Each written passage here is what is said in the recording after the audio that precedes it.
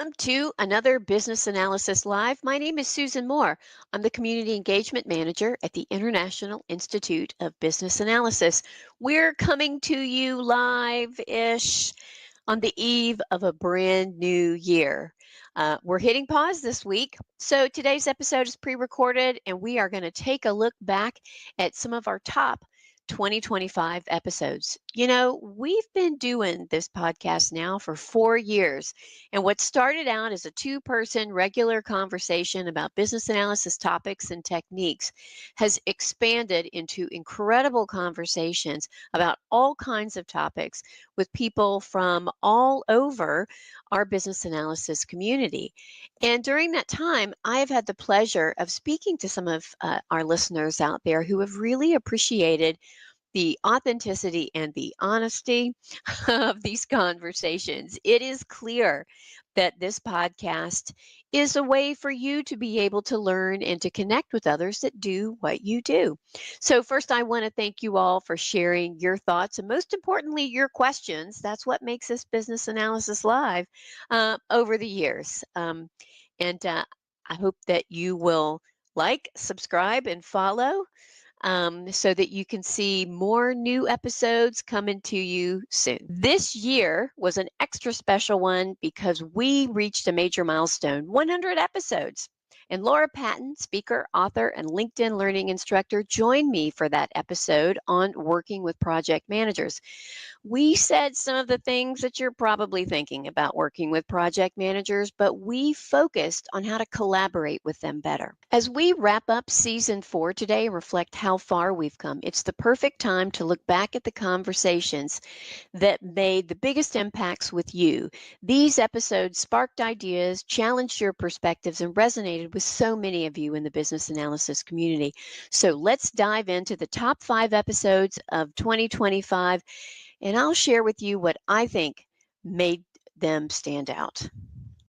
Number 5 of our top 5 was the episode, What Business Analysis Professionals Should Know About Agile. Kent McDonald was our guest for this conversation, and what I always appreciate about Kent is that we have no-nonsense discussions that challenge traditional thinking about business analysis. This episode definitely lived up to that. As business analysis professionals, we often let our organizations define our work based on their interpretation of Agile, rather than stepping up to advocate for our work in those environments. Kent had some great insights on what that looks like, especially when it comes to understanding how we can talk about value in an environment where speed is likely the driving force behind what gets worked. My view on business value is it's sort of like obscenity. It's kind of one of those, you'll know it when you see it, but it's very fuzzy. So it's not very helpful for people that are trying to figure out, well, how do I use that to know whether to make decisions or not? And what I have found, again, is it's going back to that idea of understanding how your organization makes money and spends money, and how you're contributing to that. And effectively that, when you're making decisions about what should we do on this thing related to our understanding of that, and understanding on related to understanding how our organization tries to help our customers solve problems, that tie-in is kind of where business value is really meant to be. But I found that if you continue to use the word business value, it still keeps that loosey-goosey thing. So adopting another idea from product management space, Matt LeMay recently came out with a book called Impact First Product Teams, which also he in there basically said is that if you're working on a team and you can't associate what you're doing directly to, again, how the organization's making or spending money, you could be in a problem. So don't worry about, are you doing things the right way? Worry about, are we doing things that help us drive impact? Kent reminded us that our focus should be on impact, connecting what we do to how the organization makes or spends its money. It's a powerful shift in thinking for business analysis professionals working in agile environments. Number 4 on our list is how a framework transforms your business analysis. Laura Brandenburg was my guest for this episode, and if you think that just showing up and writing requirements is your job, you might be missing out on opportunities to take an active role in the work you do. More importantly, using a framework can completely change how you show up for your stakeholders. Why should I have an approach? If I've got a project manager and a agile, like, isn't that all I need? I mean, we need to understand where we fit into those approaches for sure. I also, part of what I see though with BAs who bring an approach, which could be the stages they need to go through, the set of deliverables that they need to create, it enhances their credibility. So you're coming, as opposed to what do you need me to do? The alternative is, here's some practices that I think would be really supportive of this project. How is this going to fit in with what everyone else is doing, right? So you're bringing those to the practice versus asking for, guidance. It means that you are being proactive and strategic and kind of guiding the BA piece, which the BA piece is often the very first piece. In some cases, it really should even be before the project manager starts working through things, right? It's the value, it's the why are we doing this? And so being strategic and proactive versus reactive and scrambling is another big reason why. And then another thing that I see is that, often we are put on projects and deadlines are set for us. Right? Like, okay, or just we're asked for when can the requirements be done? Or they need to be done in 2 weeks or 3 months or whatever that timeline might be. And that is not like coming up with a plan and a practice and a way to guide the approach also allows you to say, here's what needs to be done. Here's who I need involved. Here's what I think it will take from a time and resource perspective, and really help negotiate some of those deadlines in a value-focused, structured way, as opposed to that doesn't seem like enough time, right? Which is never a great way to react to a deadline like that. Laura's point really drives home the idea that frameworks aren't just about structure, they're about confidence and influence. When you lead with an approach, you become a strategic partner who can guide the work. Coming in at number 3 is AI and the future of business analysis roles. For this episode, I was joined by Deirdre Karen, who is a business architect and an entrepreneur. You may know her from Agora Insights, who was an early adopter of AI and explored how it could shape the work of business analysis. In fact, she uses AI and business analysis to transform her own business. This was one of the most detailed conversations I've had on the subject of AI to date, and we really dug into how AI is changing our profession. Deirdre shared a perspective that really stood out. It's not AI that we should fear will take our jobs. It's our own limitations that put us at risk. Here's a clip where she explains what she means. The importance of this is understanding that your role is at risk if you don't understand how to learn and how to adapt to the environment that's coming. And but on the other hand, if you're a really good analyst, you are essentially going to be able to speak both to humans and to AI. Deirdre reminds us that we need to keep evolving our skills to stay relevant. I always say that business analysts are professional learners, and that applies to our own development too. Staying curious, embracing new technologies, and understanding how they impact our work is what will keep us ahead of the curve. One of the things that I enjoy is when I have colleagues that agree to join me in front of the camera. And this year, you got to meet 3 of my IIBA colleagues. Koketso Chaba, our former partner manager in South Africa and proud new dad, was one of them.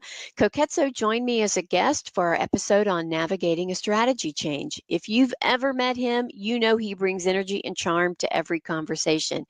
We will miss him. Fabricio Laguna, the Brazilian BA, but so much more, joined me just a few months ago for our episode on the outcome-driven mindset. He just recently published this book with IIBA Publishing called Please Hold. The Power of the Outcome-Driven Mindset, where we talked about putting outcomes ahead of outputs in his very charming but educational way of making that point. And then the other colleague that you met is Tyler Kenny. He's one of our product managers. Tyler was involved in updates to the most recent version of the Business Analysis Standard, which is available as a free download, as well as updates to the ECBA exam, which just launched in July of this year. His episode was our second most popular episode of 2025 on the new standard in business analysis. In this episode, we talked about the latest edition of the standard that rolled out in early 2025. The standard has been around for several years now, but with this edition, its purpose and focus has begun to change. Tyler describes how this version is no longer just a summary of the Babcock Guide. It's actually becoming something more practical and strategic, and it is designed for specific audiences. It's not a replacement for the Babcock Guide. It's a natural evolution. Like I said earlier, the Babcock Guide is a lot of people's first entry into business analysis, and it's 500 pages. It's pretty hefty to kind of have that be the welcome person at the door. So the standard is intended to kind of be like the appetizer while you wait for the main course. And some people may not need the main course. The Babcock Guide is a 500-page document that is a deep dive research into how business analysis is conducted at a very, not granular, but a detailed level of applying these practices in certain contexts and situations. Whereas what we're focused on, like you said, the organizational leaders, the managers, people who are trying to talk about business analysis and socialize it, maybe you're just getting started, you might not necessarily need the 500 pages. So what originally started as kind of a summary of the critical information that was in the Babcock Guide is now kind of taking on a life of its own, where instead of being the purpose of just summarization of 500 down to 60, it then becomes, okay, well, what do we do with this critical information, and how do we talk about it, and how do we position it, and how do we leverage it to actually create the outcomes? Tyler's explanation shows how the standard has become more than just a resource for anyone who is helping shape outcomes for their organizations. I'm hoping to have Tyler back for future episodes, if for no other reason to see what new look he rolls out. And our number one episode of 2025. Well, it was our episode on how to ask good questions. And Jamie Champagne, trainer, author, and LinkedIn learning instructor, joined me for that episode, and we had a really fun conversation about asking questions. That's the basis for a lot of the work that we do, which means we might feel a little bit of pressure about getting the perfect question. But Jamie thinks we might be focused on the wrong thing. Maybe we should define what we mean by a good question, because maybe it's not what folks think it is. How do you define a good question? Sure, Susan.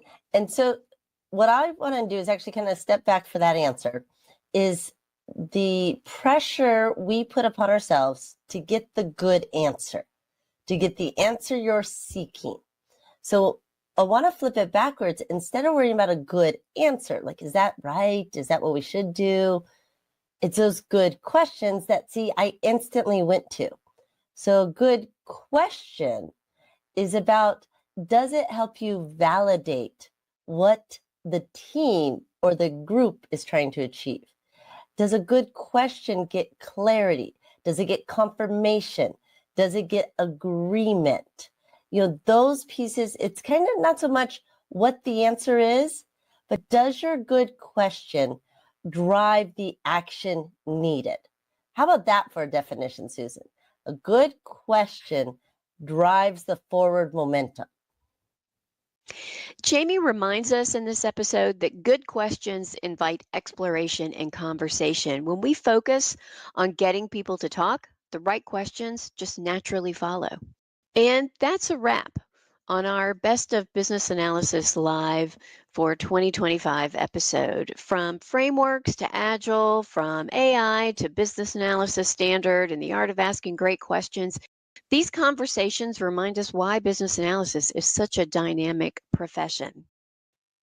Season 4 has been full of these kinds of interesting conversations, and I want to thank you for being part of this journey. Your engagement and feedback are what make this community really special.